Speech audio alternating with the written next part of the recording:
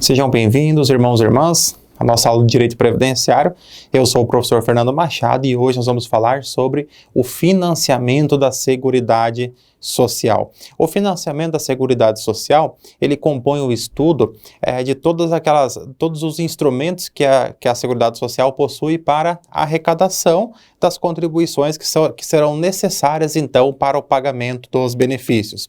Então, nós vamos entender esse financiamento como o custeio da Seguridade Social. Então, o custeio da Seguridade Social nada mais é do que todas aquelas fontes de arrecadação que vão, então, compor esse caixa da Seguridade Social que será necessário para o pagamento, então, dos benefícios quando necessário. Só lembrando, já falamos em outras aulas, mas só lembrando que a Seguridade Social, ela tem uma natureza de seguro. Então, o seguro, você primeiro faz o pagamento da contribuição para quando for necessário fazer a utilização de algum benefício, então esse seguro tenha condições de fazer os pagamentos dos benefícios. As regras de custeio da Previdência Social, elas vão aparecer principalmente na Lei 8.212, de 1991, e também no Decreto 3.048, de 99, que é o chamado Regulamento da Previdência Social. Então, lá estarão regras bem mais específicas em relação ao recolhimento das contribuições previdenciárias. Aqui nós vamos ter um primeiro dos grandes conceitos importantes para a disciplina de direito previdenciário, que é o conceito do chamado salário de contribuição. E o que seria esse salário de contribuição? O salário de contribuição nada mais é do que o valor sobre o qual será calculada a contribuição previdenciária. Então, para que eu possa calcular uma contribuição previdenciária, evidentemente que eu preciso ter um valor base. Esse valor base nós vamos chamar então de salário de contribuição. Como regra, toda remuneração que o segurado receber ao longo do mês, ele será somada para compor o seu salário de contribuição. Então vamos pensar aqui um exemplo prático. A remuneração, ela não é apenas o salário que está, por exemplo, na carteira de trabalho de determinado funcionário, determinado empregado. Então a remuneração é tudo aquilo que ele recebeu em decorrência do seu trabalho, incluindo, por exemplo, comissões, gorjetas, hora extra, bonificação, qualquer outra verba que ele tenha recebido que vai compor a sua remuneração. Então, no nosso exemplo aqui, nós podemos ver o exemplo de um vendedor que ele tem um salário fixo na carteira de trabalho de R$ 1.500. Porém, esse vendedor, ele recebe comissão e no mês de março, ele recebeu R$ 700 de comissão. Logo, a sua remuneração total naquele mês corresponde a R$ 2.200. E o seu salário de contribuição, então, será R$ 2.200, sobre o qual incidirá, então, a sua contribuição previdenciária. Aqui algumas regras que nós temos que observar sempre sobre o salário de contribuição. De acordo com a Constituição Federal, nenhum benefício ele será pago pela Constituição, será pago pela Previdência Social, conforme a Constituição, em valor inferior a um salário mínimo.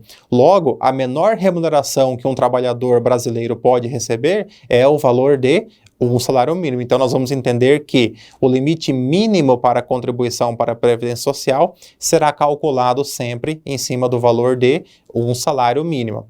E nós temos também um limite máximo, ou seja, o chamado teto da Previdência Social. O teto da Previdência Social, ele é o valor máximo dos benefícios que são pagos pela Previdência. Assim, o teto da Previdência Social será também o valor máximo sobre o qual será calculada uma contribuição previdenciária. Se nós tomarmos como referência o mês de abril de 2023, nós temos hoje o salário mínimo de R$ 1.302 e nós temos o teto da Previdência Social, que é de R$ 7.500,49. Então, nós temos aí o limite mínimo e o limite máximo. Esses valores, eles são sempre reajustados todo ano. Então, se você for assistir o vídeo em 2024, certamente que você vai pesquisar e você verá, então, que são valores diferentes, porque eles são sempre reajustados conforme o princípio ali do reajustamento do valor dos benefícios para preservar o seu valor real. Aqui, nós já podemos falar então sobre algumas alíquotas de contribuição do empregado. Todo segurado empregado, incluindo o empregado doméstico e o trabalhador avulso, ele tem uma contribuição previdenciária que será descontada da sua remuneração. Essa então é a contribuição do empregado. Lembrando que, como regra, a Previdência Social é mantida pela contribuição do poder público, dos empregadores e dos empregados. Quando nós falamos então sobre o segurado empregado, nós vamos ver aqui na nossa tabela que existe uma tabela progressiva, que é aquela ideia que nós falamos sobre equidade na participação e no custeio, ou seja, quem tem uma remuneração menor paga um pouco menos, quem tem remuneração maior, então ele é obrigado a pagar um pouco mais.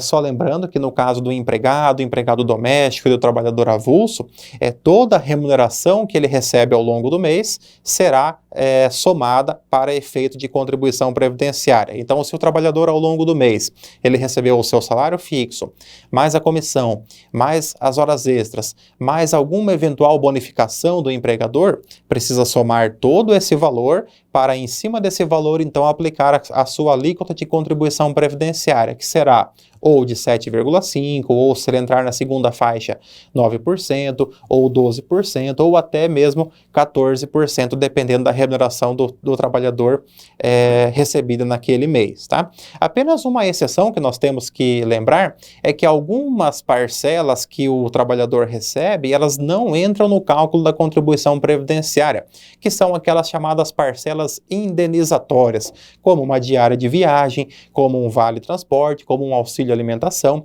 São verbas que não são consideradas como remuneração. Elas são chamadas de verbas indenizatórias porque o objetivo dela não é trazer um aumento patrimonial para o empregado, e sim é para compensar alguma despesa que ele teve ao longo daquele período. Então, por isso que as chamadas parcelas indenizatórias, elas não entram no cálculo do salário de contribuição.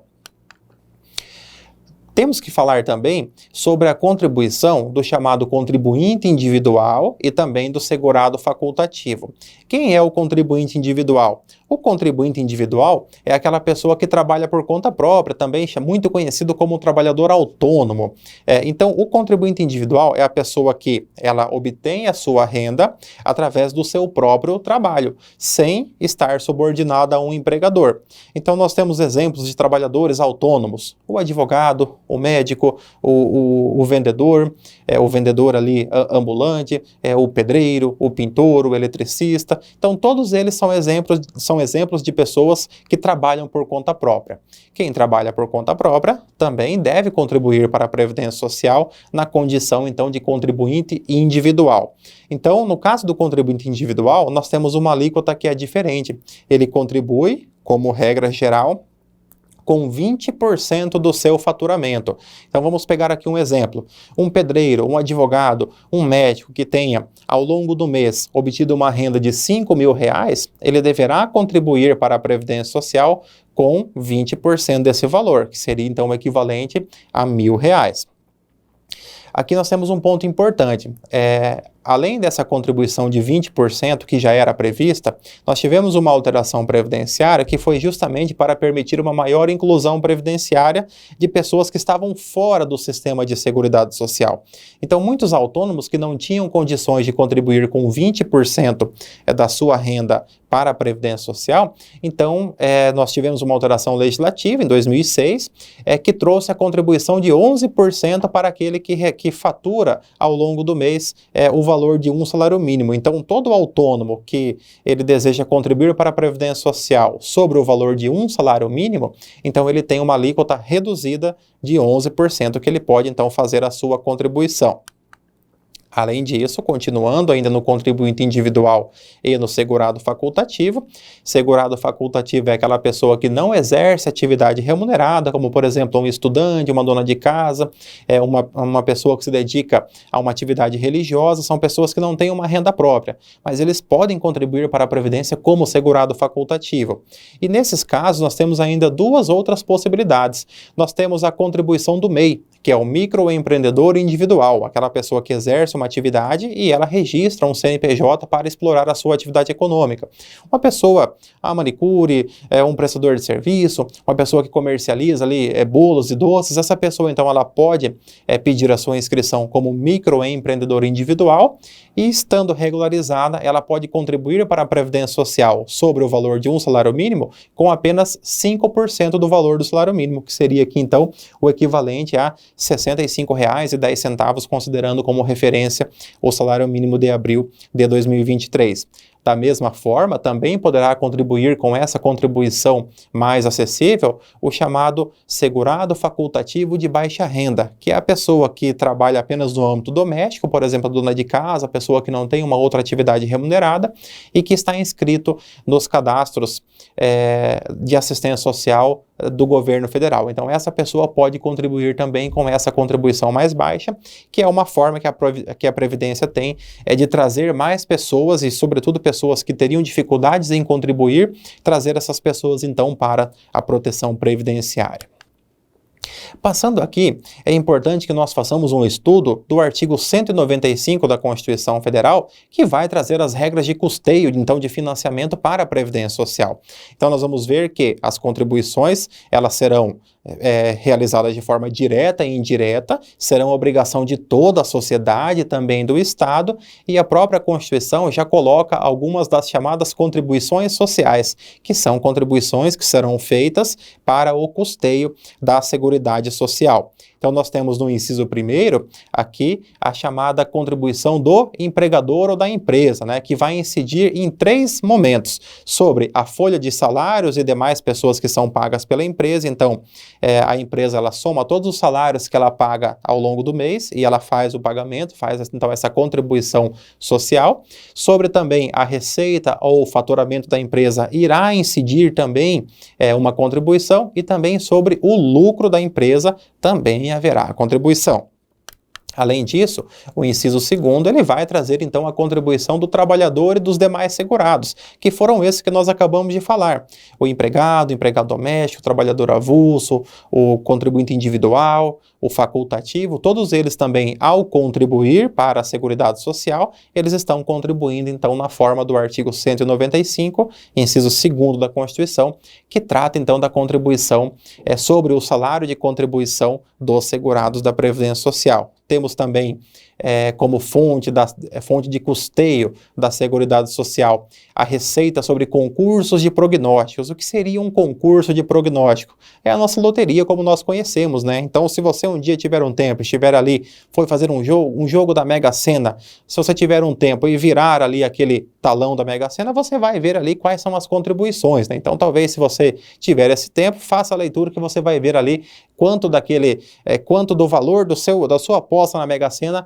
irá para o custeio da Previdência Social. Além disso, nós temos também contribuições sociais sobre a importação de produtos ou serviços do exterior, que também vão compor o caixa da Previdência Social.